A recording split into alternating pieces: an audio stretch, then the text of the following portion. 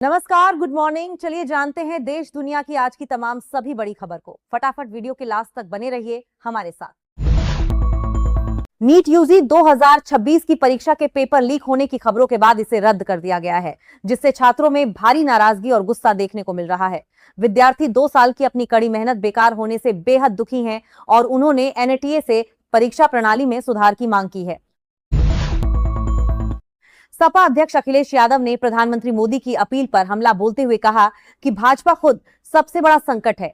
उन्होंने लड़खड़ाती अर्थव्यवस्था और डॉलर के गिरने पर सवाल उठाते हुए इसे सत्ता के पतन का ऐलान बताया। अखिलेश ने भाजपा को अर्थव्यवस्था के झूठे दावे करने और किसानों की आय पर घेरा है। आरएसएस महासचिव दत्तात्रेय होसबोले ने पाकिस्तान के साथ संबंधों पर कहा कि बातचीत के दरवाजे हमेशा खुले रहने चाहिए।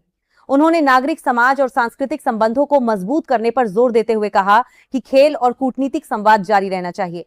हालांकि उन्होंने देश की सुरक्षा और आत्मसम्मान की रक्षा को सर्वोपरि बताया है। नीट यूजी 2026 परीक्षा रद्द होने पर विपक्ष ने सरकार को घेरा है।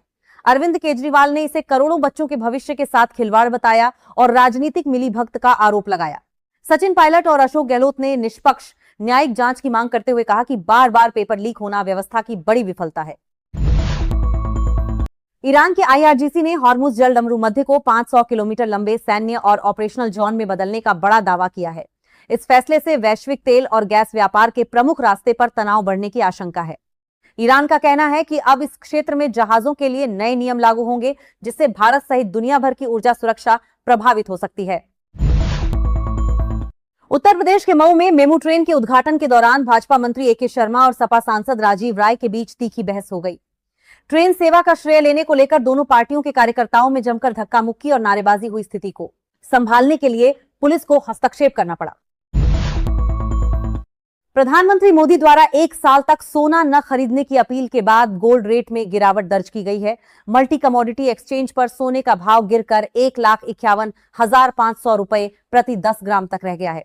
हालांकि इसके विपरीत चांदी की कीमतों में भारी उछाल देखा गया है। बसपा सुप्रीमो मायावती ने प्रधानमंत्री मोदी की सोना न खरीदने और ईंधन कम इस्तेमाल करने की अपील पर तीखी प्रतिक्रिया दी है। उन्होंने कहा कि देश में आर्थिक संकट गहरा रहा है और केंद्र सरकार को गरीबों को राहत देनी चाहिए। राहुल गांधी ने भी इसे सरकार की बड़ी नाकामी का सबूत बताया है। हरियाणा विद्यालय शिक्षा बोर्ड ने 12वीं का परीक्षा परिणाम घोषित कर दिया है, जिसमें लड़कियों ने बाजी मारी है। कुल पास प्रतिशत 84.67 रहा, जबकि छात्राओं का पास प्रतिशत 87.97 दर्ज हुआ। छात्र अपना परिणाम बोर्ड की आधिकारिक वेबसाइट पर देख सकते हैं और पुनर्मूल्यांकन के लिए आवेदन कर सकते हैं। केरल में कांग्रेस की जीत के बाद मुख्यमंत्री पद को लेकर सस्पेंस बना हुआ है। केसी वेणुगोपाल, वी डी सतीशन और रमेश चेन्नीथला के बीच फंसी दावेदारी को सुलझाने के लिए दिल्ली में हाईकमान की बड़ी बैठक बुलाई गई है। राहुल गांधी और मल्लिकार्जुन खड़गे गुटबाजी खत्म कर जल्द ही अंतिम फैसला ले सकते हैं। नेशनल टेस्टिंग एजेंसी ने पेपर लीक के आरोपों के बाद नीट यूजी 2026 की परीक्षा रद्द कर दी है। सीबीआई ने इस मामले में आपराधिक साजिश और धोखाधड़ी की एफआईआर दर्ज की है। जांच के लिए विशेष टीमें गठित की गई हैं और नासिक व जयपुर से आरोपियों को हिरासत में लिया गया है। हिमंत बिस्वा शर्मा ने लगातार दूसरी बार असम के मुख्यमंत्री के रूप में शपथ ली है। गुवाहाटी में आयोजित भव्य समारोह में राज्यपाल ने उन्हें पद की शपथ दिलाई। इस दौरान प्रधानमंत्री मोदी और गृह मंत्री अमित शाह सहित कई दिग्गज नेता मौजूद रहे। उनके साथ 4 अन्य मंत्रियों ने भी पदभार ग्रहण किया है। फिलहाल आज के लिए इतना ही। मिलते हैं नेक्स्ट वीडियो में इसी तरह खास वीडियो के साथ। तब तक ले जय हिंद, वंदे मातरम।